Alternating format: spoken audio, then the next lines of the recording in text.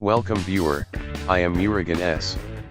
This video tutorial describes how to prevent a specific Windows 10 update from installing. Copy URL from description and paste it into browser search bar. Open downloaded file.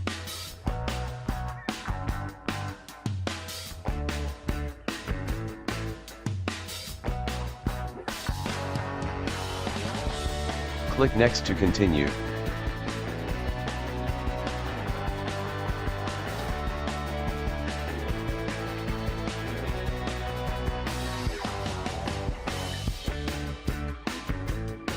Click Hide Updates. Check the updates to hide.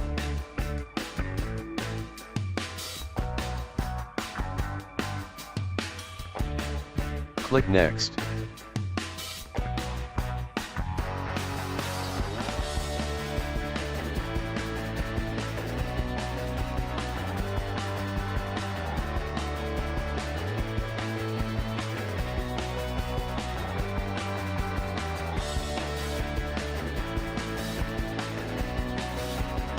Thanks for watching.